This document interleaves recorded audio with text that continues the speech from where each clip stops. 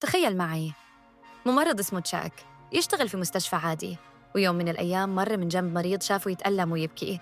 هنا جته فكرة غريبة ومخيفة: ليش ما أريحه من هالألم للأبد؟ بدون ما يحس أحد حقن المريض بدواء خلى قلبه يوقف، ومات المسكين فوراً. تشاك حس نفسه بطل، وإنه سوى شيء حلو، وبدأ يكررها مرة ومرتين وعشر، وكل مرة يقتل المرضى بأدوية زي الإنسولين أو أدوية القلب بطريقة ما ينتبه لها أحد. الغريب إنه كل مرة المستشفى تشك فيه، ما تقدر تثبت عليه شيء، وتكتفي بفصله. لكن المشكلة الأكبر إن تشاك كان كل مرة يطلع من مستشفى ويروح لمستشفى تاني ويكرر نفس الجريمة. تخيل إنه استمر يقتل المرضى لمدة 16 سنة كاملة، والناس غافلة عنه. إلين في يوم اشتغل في مركز طبي جديد، وتعرف على ممرضة اسمها إيمي، وصاروا أصحاب مقربين.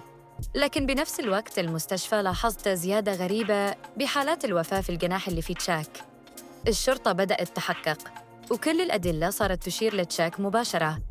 الشرطة راحت لإيمي وعلموها بالحقيقة. كانت مصدومة إنه صديقها المقرب طلع مجرم كبير. أليرت طلبوا منها تلبس جهاز تسجيل مخفي وتقابله، وبالفعل وافقت. جلست معه بمطعم، وبدت تسولف معه بطريقة ذكية، إلين خلاها تسمع كل اعترافاته وجرائمه اللي ارتكبها طول هالسنوات. بعد 16 سنة قتل خلالها تقريباً 300 مريض بريء. أخيراً الشرطة قبضت عليه وحكموا عليه بالسجن لمدة 400 سنة.